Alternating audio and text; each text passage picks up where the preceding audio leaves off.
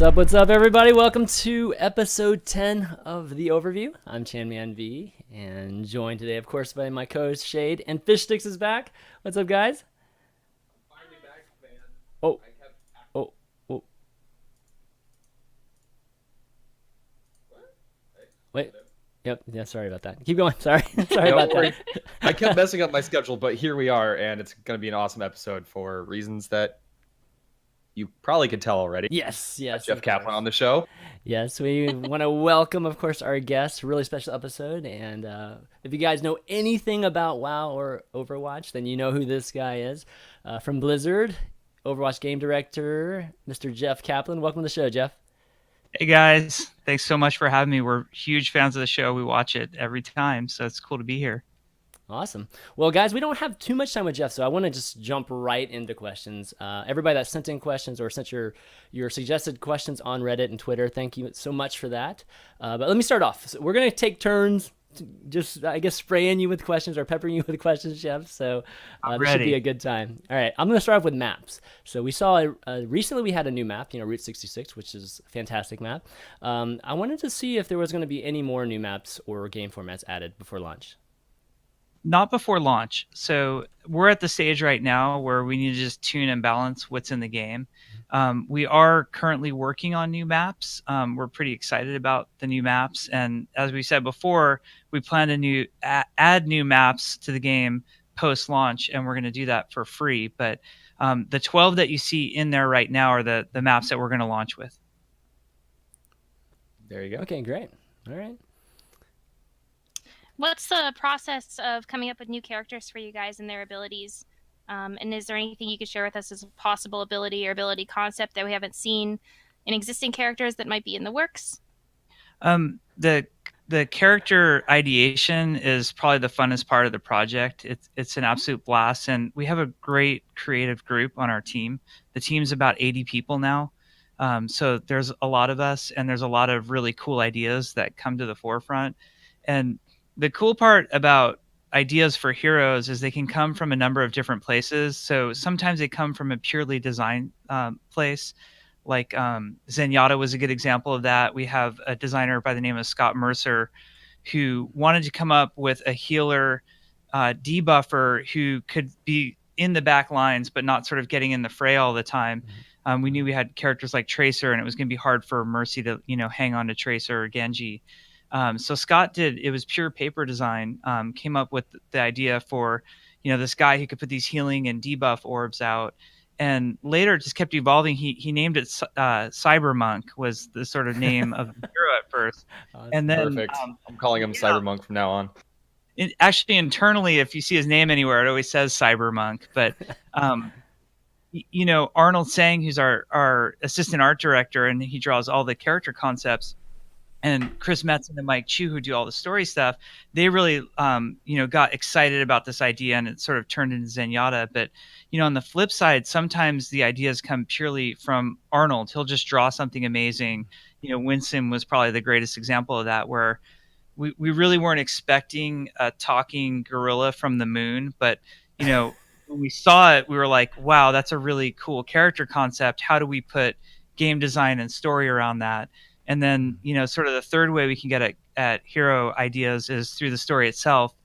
76 is probably the greatest example of that, where Metzen for years has had this idea of this sort of embittered, used to be an ultra heroic guy who's sort of fallen out of favor. And he was actually planning a comic around 76. And when it came time to do Overwatch, he's like, hey, I have this character. I think he'd be really cool. And then, Arnold came in with his art, and Jeff Goodman came in with his great game design, and we sort of brought 76 to life that way. So it really comes in a number of different ways. Very cool. Kind of along the same lines, as a support player myself, I'm kind of always interested in what's going on with new characters. It's been said somewhere, I don't know right where off the top of my head, that you guys are potentially testing 2 supports internally right now. Is there any information on play styles or like kind of character development that you can give us on that?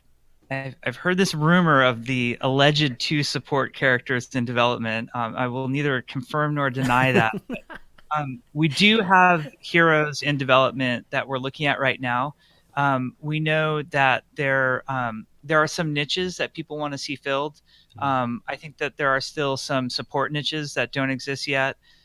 Likewise, I think there's the same in the tanking category. There's some more room for exploration there. So we're exploring a number of different possible next heroes and what they could be.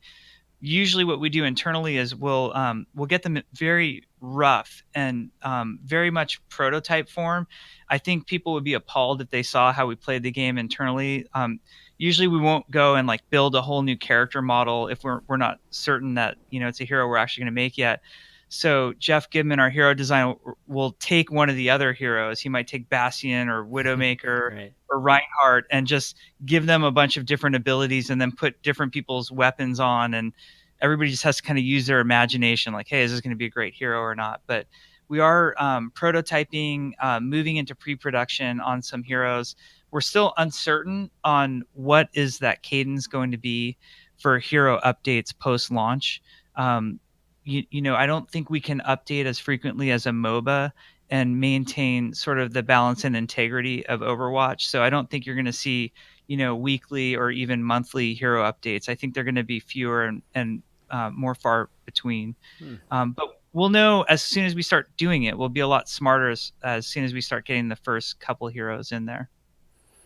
Any abilities you're All right, working on, possibly, just as a follow-up to that? Any just concept that you've added to like some of these existing soldiers to try out? I'm sorry, did you say any abilities? Yeah, any kind of just unique abilities we haven't seen yet that you might be working on. Not necessarily a full character development, but just an ability that you think is cool. I think you know, there's a lot of different things that we're looking at in terms of what heroes could do in the game. Obviously, we're huge mobility fans. We haven't figured out the right place for it yet, but every hero design we always try to come up with a, you know, Quake 3 style jump pad. That's something Yes. we really want to figure out. Mostly I love the sound of this. Yeah, I want to see Reinhardt flying through the air and then, you know, comboing that with charge somehow. Oh my gosh. Or all like the super obnoxious places Bastion could get with it. But, you know, that's not really a concrete design. We haven't found the right way to integrate that yet, but that idea has come up a lot, and that's something we want to make work at some point. I think you just made a lot of people happy with the mobility. Yeah, I think so. Yeah. All the Quake guys. Yeah, well, I want to shift a little bit to esports related question. Obviously, Overwatch is multiplayer only. Well, you can play against bots, but it's a multiplayer focused game, no single player. And Blizzard really has not been shy about positioning the game as a competitive title. So really, I just want to ask, like, somewhat open-ended, but also a little bit more specific in a second. Like, what does esports mean to the overall design of Overwatch? And do you guys watch the tournaments that happen on a weekly basis? And do you use that to help tune your balance for the game? Yep. So a lot of questions there. We definitely watch the tournaments. I love watching on the weekends. It's pretty great. I feel like my weekends are this all day Overwatch affair that's, you know, playing and watching. Me too, Jeff. Me too. Nice. It's also, you know, really exciting seeing the teams and the personalities starting to come to the forefront. There's a lot of really exciting players. We love watching them. I love some of the interviews, like Tivik just did that interview. I think it was last week. That was a lot of, or Pluppy, as everybody knows him in Overwatch. But it was a really great interview and really fun to follow. We certainly look towards the highest end competitive, you know, like the tournaments that are happening on the weekends, or sometimes you guys run them during the week as well. We certainly look to those in terms of balance, but we don't balance entirely based on that. So we like to look at the game as a whole. We like to make sure not to tune so aggressively that we're tuning only for the top end players. In the same way, we don't want to do things. There are certain things that are absolutely devastating for low end players. Like, honestly, if we wanted to make the game way more welcoming for low end players, we would just remove Torbjorn and Bastion from the game. Period. Right. They're very, very hard to balance for low end players, but we feel like they add a lot. And if we can get players over the initial hump, we want them to be there. You know, as you guys know from the competitive scene, Bastion and Torbjorn, it's not that they get no play, but they don't get a lot of play. So I think those are good examples where they're not great on either end of the spectrum, but there's a huge middle that really loves those heroes. But we certainly are trying to look out for tuning and balance issues. I think most recently, what the highly competitive scene surfaced to us that we balanced around was Zenyatta. From day one, we were concerned about Zenyatta. We felt like he was overpowered, and he never really caught on with the beta crowd. He was not played very much. He definitely was not played competitively. And we always felt like he was extremely powerful to the point of being too powerful. And in phase one, we almost didn't see any Zenyatta play happening. And I'm not sure what it was about phase two that changed the perception, maybe the healing of shields, maybe sort of the rise of the perception of Genji and Tracer, or actual balance issues with those heroes that really brought Zenyatta into prevalence. But that really helped us accelerate what, some balance changes that we felt needed to happen from the get-go on Zenyatta. So that was a good example where that was driven more by the highly competitive scene and less by the player base as a whole. Now, very soon we're going to be looking at Symmetra. I know that. Yes, I will preempt it. So Symmetra is one that has been fascinating as well. So at BlizzCon, a lot of people remember us saying that Symmetra had the highest win rate, and Symmetra for a very long time has had the highest win rate. And early on, we weren't concerned about it because she wasn't getting played. She was actually one of the least played heroes in the game. Yeah, everybody thought you were crazy when you said the win rate was the highest. Yeah, absolutely. Yeah. Like, what are you talking about? And we were looking at the stats for a while and wondering, well, is she the highest win rate because she's not played very much, but when people play her, they know what they're doing. So, that's skewing the stats. But now we're sort of in the age of Symmetra where she's getting played on attack, on defense. She's getting played casually, by the mid-core, hardcore. Every level of player is playing Symmetra at this point, and her win rate across the board is way too high right now. So we're going to look at her shields. That's what we're suspicious of right now. And the nerf that we're about to do is we're going to adjust the shields to 25, down from 50, which might seem like very basic. I've heard a lot of very creative pitches for how to nerf Symmetra, make the shields go away when you die. That one we were concerned about because it will feel very weird to a lot of people. It's not something that's easy to communicate. It makes the gameplay potentially risky for Symmetra players trying to keep shields up, shield everybody and just go hide somewhere.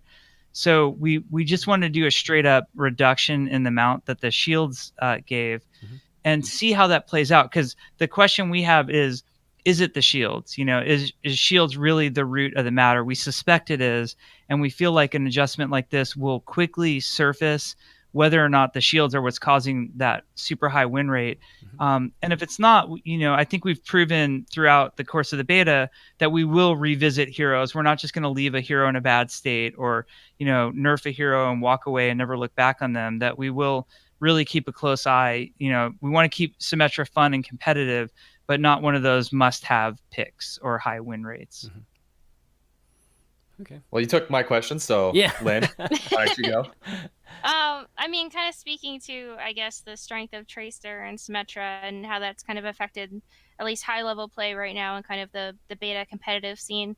Why do you think we see so many of kind of a double hero stacking right now? It's kind of been a thing for probably about a month now, I'd say, since we saw double Reaper, double Lucio, double Winston, and then the Winston nerf happened, and now it's kind of moved on to the double Tracer meta. And why do you think we see that so much? Well, I think, we've allowed hero stacking to be a part of the game. And we've had a lot of internal debate on, should there be hero stacking or not?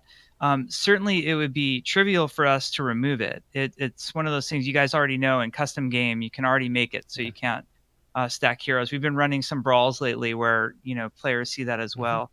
And we have a lot of options. Not only could we limit hero stacking, but we could also limit role stacking. And I don't see that discussed very much, but that adds a really different dynamic. I see a lot of people, especially for competitive play, proposing, don't have any hero stacking in the game. But I think, well, what would happen if we got rid of role stacking? Right now, I see a lot of double tracer, double 76. That would all go away very quickly. I'm not sure it's all a bad thing yet. We're still in beta. We still have a couple months before we're live.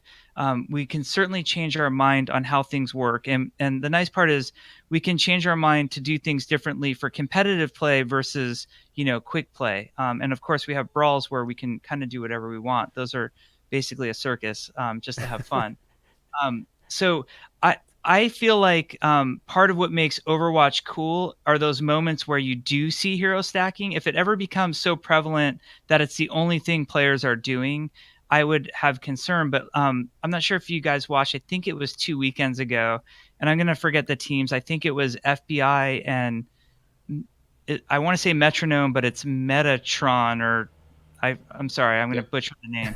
But they came out, it was Lijiang Point 1, and they came out with like 4 Winstons and a Bastion, and they actually won that point.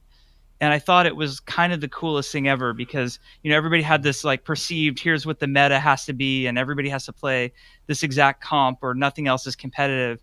And these guys came out with this absolutely ridiculous Winston thing that honestly probably was only going to work that one time because as soon as you're keen to it, it's very easy to shut down. Mm-hmm. But those are kind of the cool, fun moments I think that can exist in Overwatch. So while we can either limit heroes or roles maybe sometime in the future, I would hate to do it too soon before we really saw creatively what people were capable of doing and where things sort of settled down. You mentioned a lot of the really cool things that we've been seeing in Brawl as a game mode over the last, week or 2 weeks. Mm-hmm. Is there anything that you guys have seen that you weren't expecting to see from Brawl that you kind of were like, oh, we never really noticed that before? Well, one of the brawls that I think was particularly awesome was the defensive one. Like those all seemed very straightforward. Yeah. Just offense, just defense, just tanks, and just support. And no one really knew how they would play out with like a large audience. We did some internal testing, but there's nothing like throwing it at a lot of beta testers and seeing what they have to say. But the defensive one was really cool because I think it made you look at heroes in a different way. Like suddenly Mei was your tank, and you're like, okay, who's our tank? Who's our support? Bastion can heal himself. Like, maybe he's the support guy in this case. So it was really fun watching people, figure out how to take different points and play very differently. Some of the brawls haven't worked out so great. In particular, we're unhappy with the headshot brawls. I was going to say that one. Yeah, they're not very good. The McCree one was not very good. The McCree one we just sort of retuned to just be McCree. That part of it was cool and just being on Route 66, but we took the headshot part out of it. And then we sped up his ult a whole bunch just to see, what's it like with a bunch of, high noon McCrees all over the place. Like that has some potential to be interesting. Right. And then I think we're just going to kill the headshot one altogether. We want to revisit it someday. We'll probably look more into doing a headshot scaler. And maybe a body shot scaler, like greatly reducing the body shot damage and greatly increasing the headshot damage. And that would make it so a lot more abilities work and just generally be more interesting. But we felt like that brawl was a bust. And, the beta was awesome. The beta players were awesome in being so prolific with their feedback that it was really easy to sort of, just cull some of these as we went through them. Okay, I just had a hard time with it because I have potato aims. Yeah, me too. Me too. I'll get like 1 or 2 kills for each one. Okay, so let's talk about the maps from a competitive standpoint, and particularly the game formats. I'll start off with the payload one. So there's been some confusion from the standpoint of viewers when they're watching competitive events as to which team is winning. When it's offense and defense, and that's attacking and defending. What current event organizers are doing is more of a stopwatch that we've seen in other games like TF2. And obviously this isn't built into Overwatch right now. And I wanted to see what you thought about stopwatch and if there was maybe another more viewer-friendly format that for progression on these payload maps that you guys are considering. Sure. We definitely are considering a format that we're more excited about than stopwatch. So first off, it's important to say that the earliest Overwatch tournaments that we ran internally, we were using a stopwatch mode as well. And we tried a couple different versions. We tried time base, which was sort of interesting. And we also tried distance base, like who had pushed the cart the furthest. And we always had a lot of trouble with sort of the drama around the match and how it would resolve. And there was something that always felt a little bit off to us about it. And that's not to say that in the future we won't embrace it and hopefully, make it better if we were to take, I think like that really Blizzard approach to stopwatch and say, okay, we want to put interface around this. We want to put the normal match drama around it, meaning like the music and the end of round and all of that. We could certainly do that approach. We wanted to try something different first. So coming very soon is competitive play. And by very soon, I mean like in an hour, unless the patch fails. It's always after the show. Yep. Yeah, always after the show. I'm not complaining at all. That's amazing.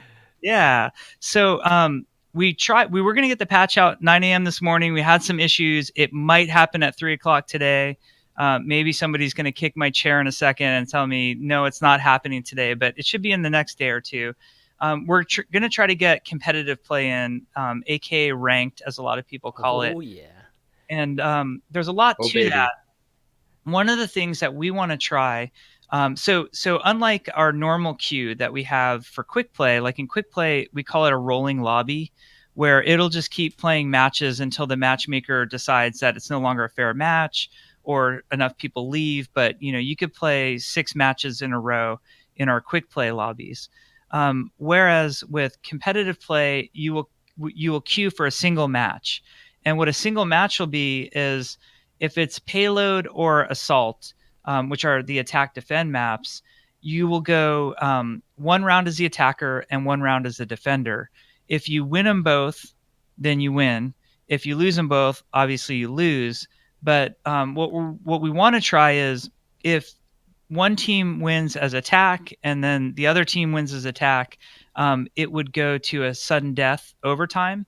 And sudden death will take you to one randomly selected control point from one of our control maps, and then you will play on that to decide the winner. There's a whole lot to the competitive system that's going to get out there. There's a progression to it. We've done a big blog. We've done a developer update. But we feel like that match format could be very exciting for viewers in particular, because it's very easy to understand. You're not trying to track either time or distance progress anymore. What matters is if you win or lose the match. Sometimes we use example. I know people love my sports analogies, and I won't take crap for saying this.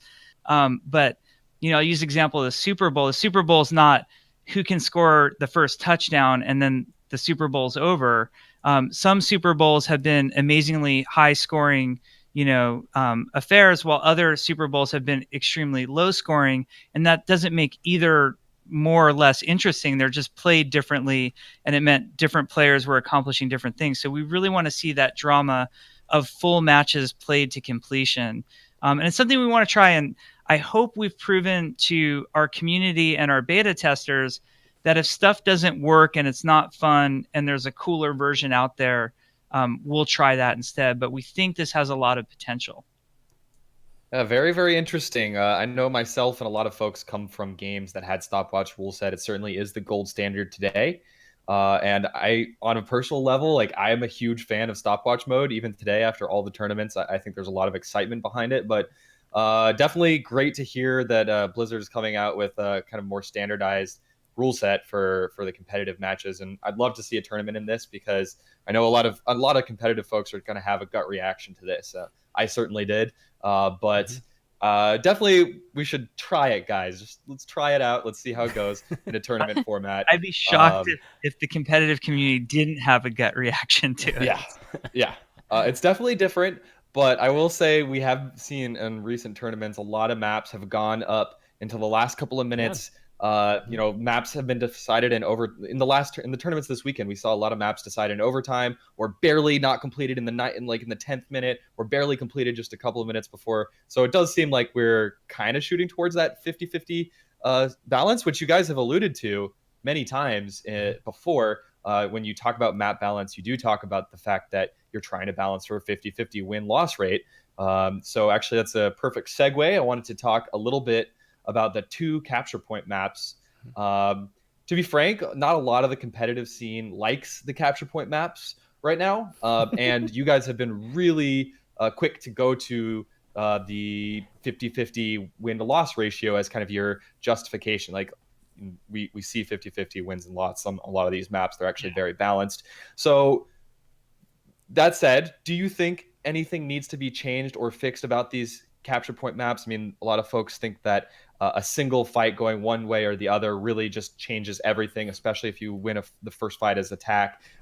You can capture that first point and just roll straight forward. Do you think anything needs to be addressed? Are you looking at capture point maps right now? We're always looking at the maps, and it's really interesting how it works when you throw population at it. Early on, no one can win on attack defend. Like, you'll see this when we do open beta. And in fact, the earliest threads you'll see in the open beta forums will be remove Bastion Torbjorn from the game. Temple of Anubis, it's impossible to win as an attacker on Temple of Anubis. And you'll actually see a trend in the stats that will happen over the course of a week. And it can happen as quickly as a week as players just learn the basic mechanics of the game. And you'll see the attack defend greatly shift. Now, if we start to divide players up by skill level and we look at low skill player, medium skill player, and high skill players do win more on attack than on defense.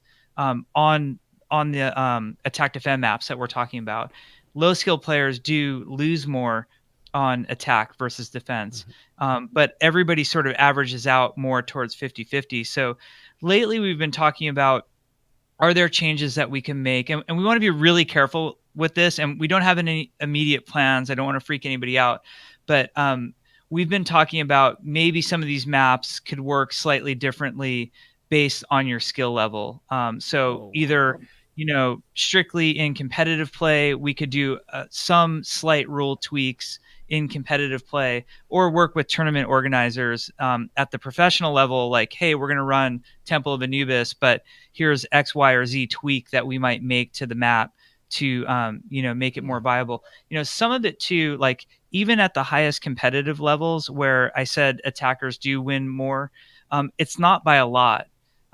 We're still seeing, like worst case scenarios, 55-60% attacker win rate. So it's not crazy. We've had some horrible win-loss rates over the course of the project. At one point, Watchpoint Gibraltar was only won by attackers at any skill level 30% of the time. And that was before we had like the first checkpoint. Yeah, so we work very hard to get maps close to that 50-50 mark, and we have a lot of ideas of things that we can do to affect sort of the win rates. I think the larger picture is you're right in what you said, Ben, that a really skilled attacking team, if they win that first team fight on that first point, especially if there's not a Symmetra, she's not set up, or she has a teleporter and they take it out, that point's going to fall really fast. And we've sort of tuned those maps that way, where the attackers have the advantage on the first point, defenders have the advantage on the second point.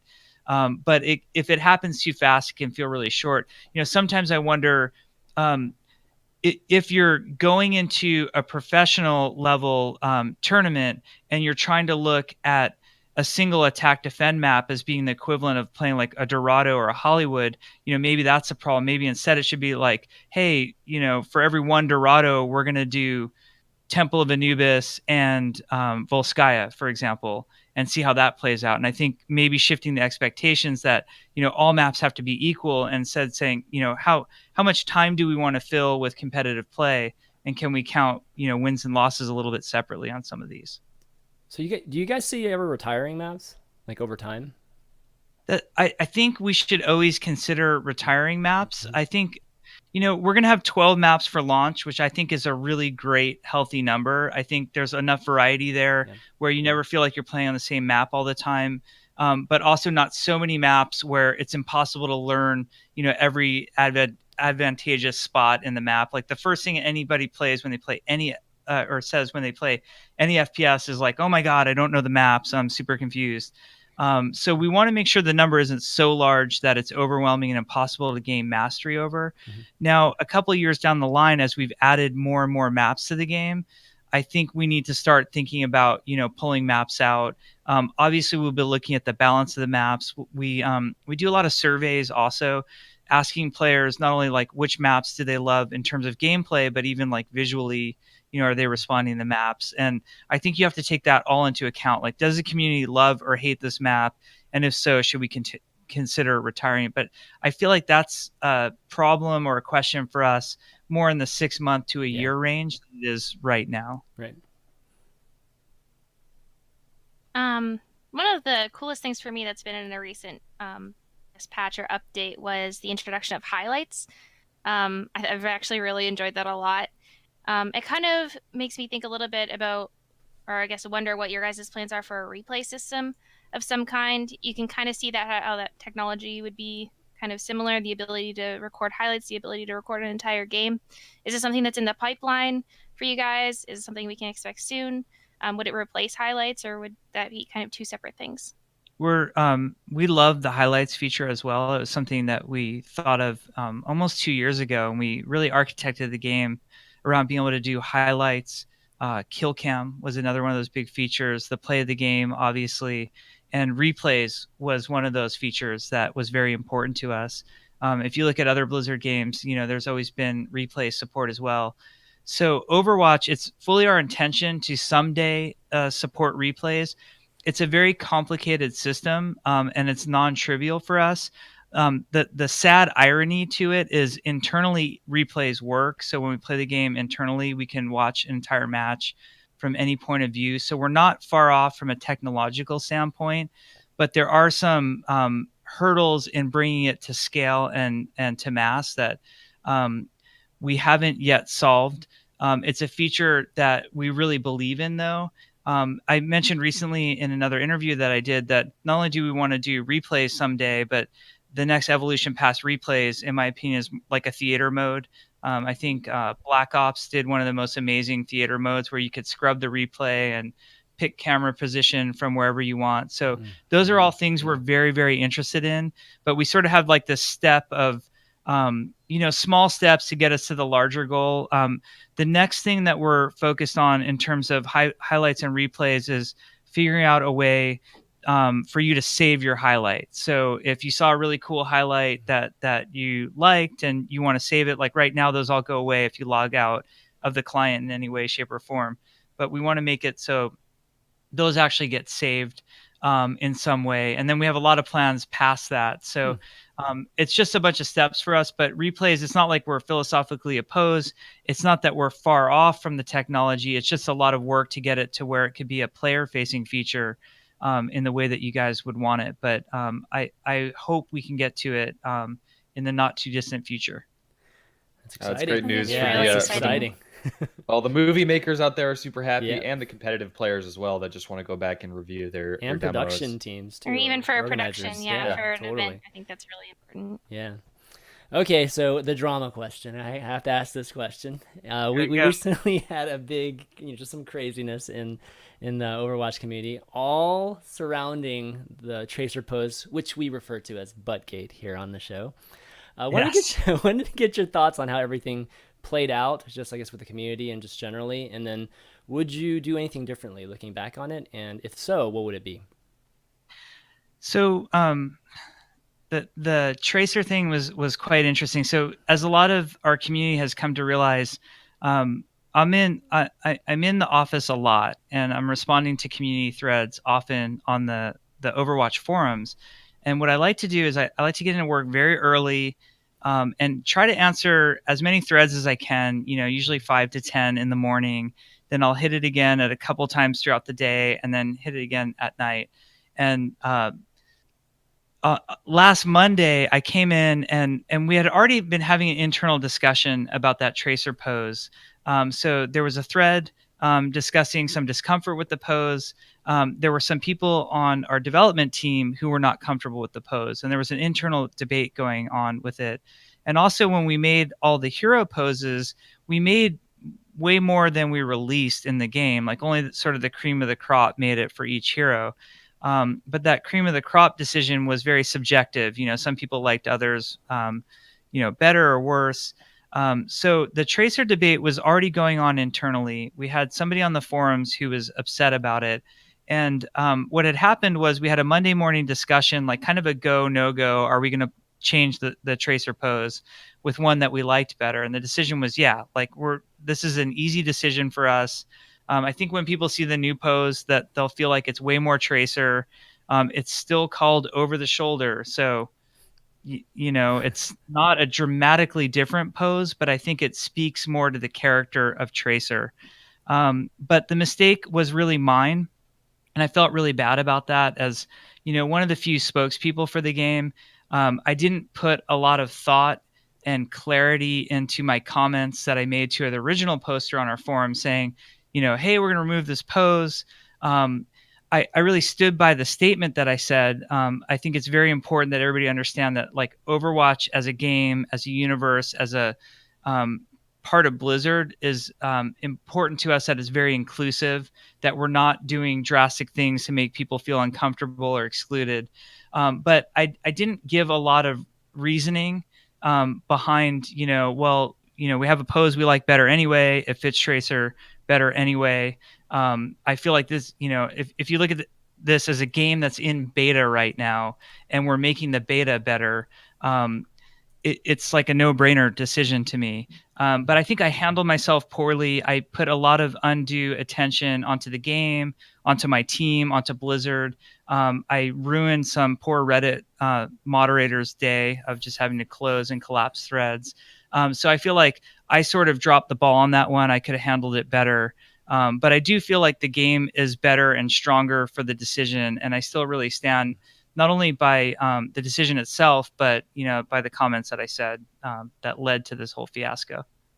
Well, I think I speak for the community when I say we absolutely appreciate the level of transparency and communicativeness, if that's a word, that you guys have with the community. It's definitely appreciated with us in the competitive scene, all the way down to the casual guys as well. I shouldn't say down. Anyway. Down. Wow, someone's a little. I think we can move on from that, right, guys? We're good. Yeah, I don't think I've ever seen like this level of open communication from a game developer to its community ever. Yeah, I think speed and clarity and just transparency. It's really amazing. Mm-hmm. It's super important to us. I mean, we recognize that the community, this game belongs as much to them as it does us, and when it releases, even more so.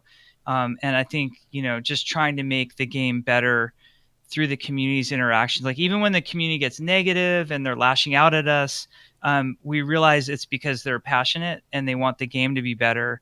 And we all have that like same goal, like let's make Overwatch as good as it can be. So we love hearing from you guys. We're very in touch and in tune with what the community is doing.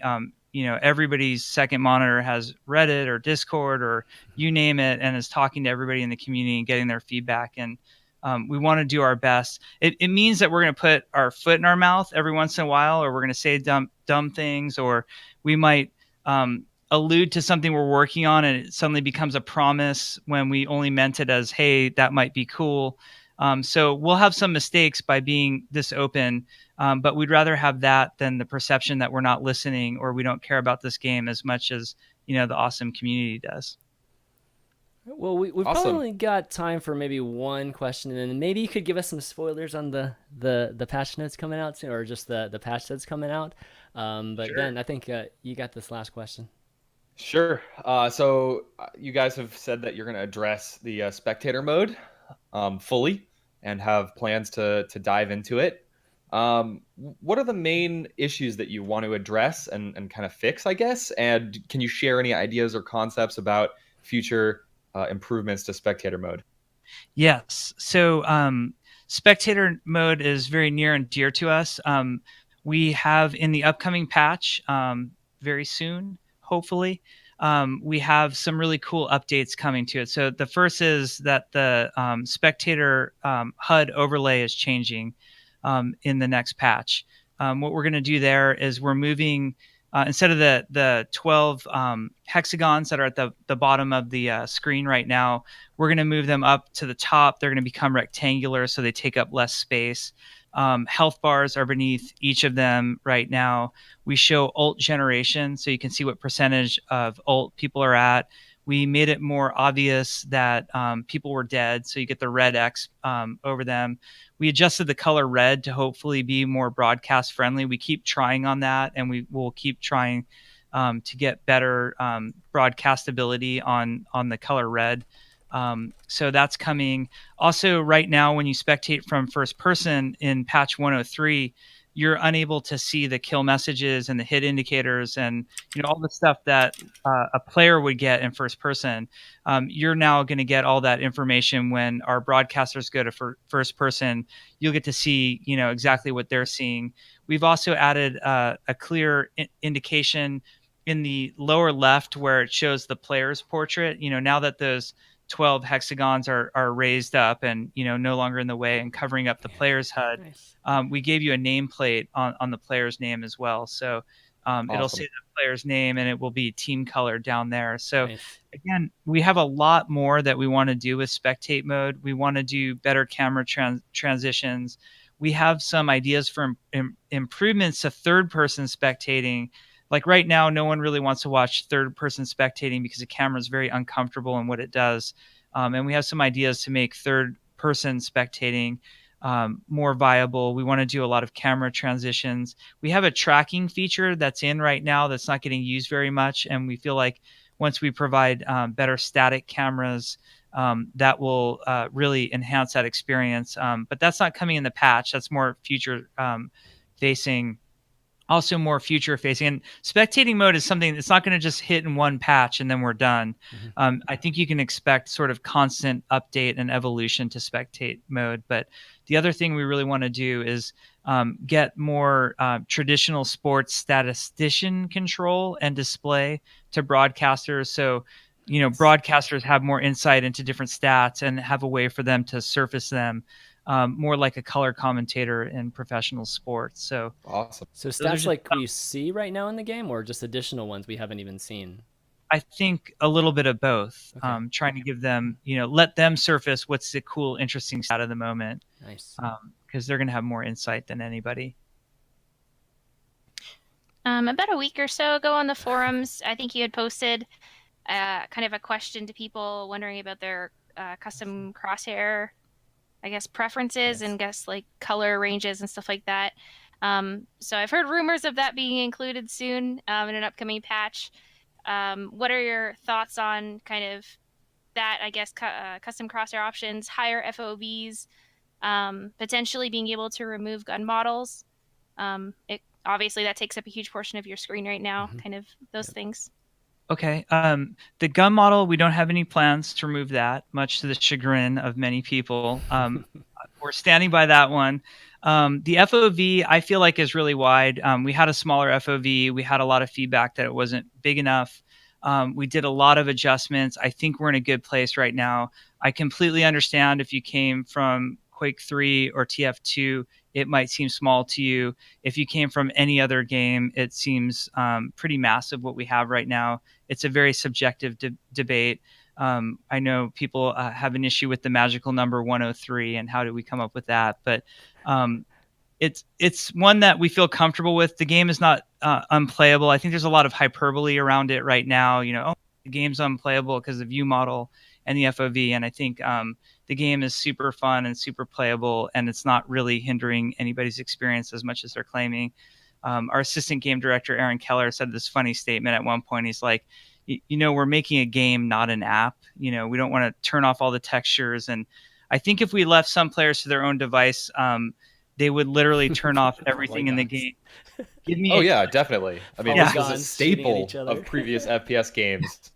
Give me a click simulator of how fast I can click and just let me know that I'm better than the other guy. But we are trying to create a fun, immersive experience. Now, the reticle stuff, I think players are going to be extremely pleased with it, I hope. We are going to add, I forget how many colors. It's somewhere in like the 6 to 10 range of color selections. Those were all pulled directly from the thread from the community. We just listened to what they said of the color options that they wanted. And then we also give you a number of crosshair options. You can use the defaults. You can use a small dot in the center of the screen. You can use a small crosshair in the center of the screen, or a normal size crosshair, like think like 76 in the middle of the screen. And then you can also disable or enable the bloom on any of the characters. So if you want the crosshair representing the actual spread of the gun, you can do that. Or if that annoys you and you just want, the small crosshair in the center of the screen, you can disable the bloom, including like on 76, you can disable the bloom. And then those crosshairs are all settable. I'm not sure that's a word. You can set those on a per hero basis, and the per hero key bindings and controls are coming in the patch as well. So that's, Widowmaker zoom sensitivity, toggle on the scope, toggle sprint on 76. For Hanzo and Genji, if you want them to auto wall climb, meaning you don't want to hold spacebar down, I think we have a toggle on Mercy Beam. So all those options are coming as well. So you can really like customize your experience. I need to warn players, there's a couple bugs in there with the persistence. It's actually a very complicated system. So like there's a couple crosshair bugs still lingering in there. We know about them and we'll fix them, but we want to get the feature out as quickly as possible to people. I also know that in terms of colors, the number one thing people said, like I said, hey, what color do you want? And they said, just give me the color picker. I'm like, well, we can have colors in the next patch if you just give me some colors, or the color picker, it's not on the immediate horizon, but someday down the line, it's not like we're opposed to the color picker. It's a lot more work, and it's not something we immediately want to get to. So before people freak out about the bugs in the color picker, just had to say that. All right. Well, I think that everyone is pretty happy with all of those. I think all so of those too. things. I think Cool. so too. Yeah. I guess, Jeff, is there any additional things to the patch that you just answered a bunch of questions that involved a lot of things coming out in the patch, but I was wondering if we could maybe get just some spoilers on some of those before everybody sees them in a few hours. Sure. I think one of the coolest things is we're still adding skins to the game. Our goal is to have 2 legendaries for every hero. 4 legendaries for every hero by the time the game launches. So you're going to see a lot more skins come into the game. We also had gotten some feedback recently that like the base Lucio skins weren't very interesting. The rare ones, the blue ones. So those have all been redone. So those are coming in. We did some changes to Mercy, largely quality of life, but they might affect balance a little bit as well. So we made it so she can cancel her Guardian Angel, which should be good. We also made it so you can cancel May's Ice Wall, which was something that people asked a lot for. So that's going to come in. Guardian Angel distance was increased a little bit. I believe it was 5 meters. Nice. Whoa, Nice. this it's is a good- epic. Yeah, it's a good I'm change. so happy right now. You just made Shayed's day. Nice support buff. So I think Ooh. there's some good quality of life for Torb and Mercy, who are the 2 heroes that weapon switch. We're going to reload your weapon when you put the other one away. So now if you put the pistol away when you're at the bottom of your clip and then you pull it out the next time, it'll just be reloaded. So we try to do a little bit of quality of life there as well. So that's coming in.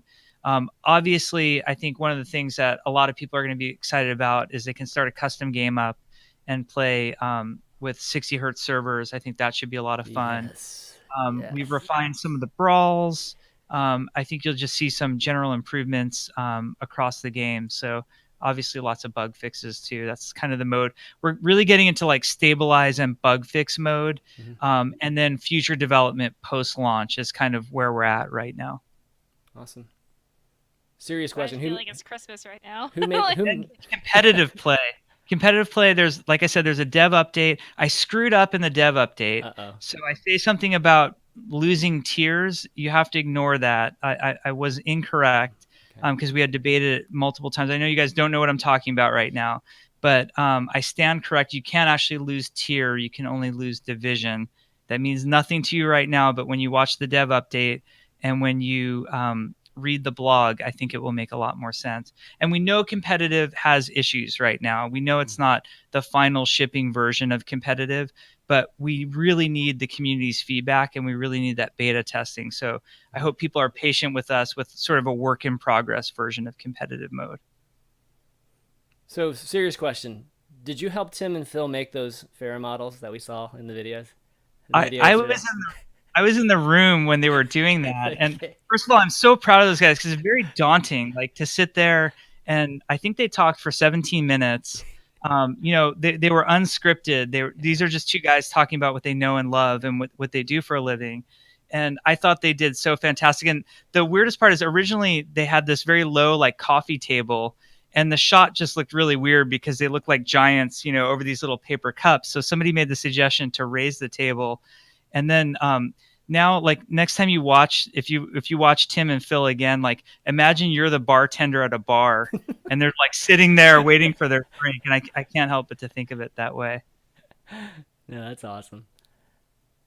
All right, That was a Jeff. pretty awesome update, by the way. Yeah. Love the that stuff isn't really easy for a lot of people to understand, so great to break Well, it they did down a- to the cups. Yeah, they did a great job explaining it. So, Yeah, but- oh, go ahead. Go ahead. we were really stoked because it's a very complicated subject. I think a lot of people just assume. I mean, this kind of goes across the game.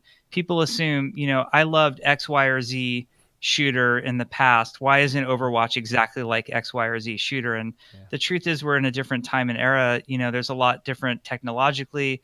From a design standpoint, we're not trying to be Quake 3. We're not trying to be Counter-Strike. We're not trying to be Call of Duty. We're trying to be our own game and have our own unique niche. And, you know, Tim and Phil in particular, as the netcode discussions started happening, there was a lot of concern because people didn't really understand.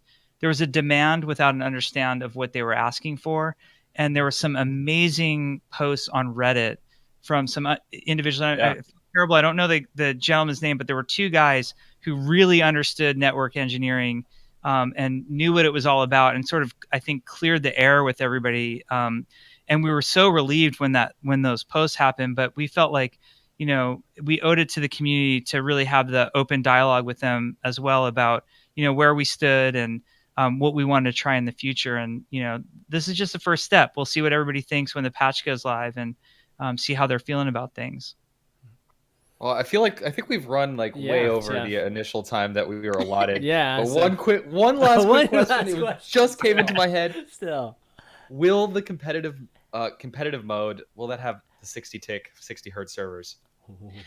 Not right away. So Okay. we're in very much a wait and see mode with the 60 tick.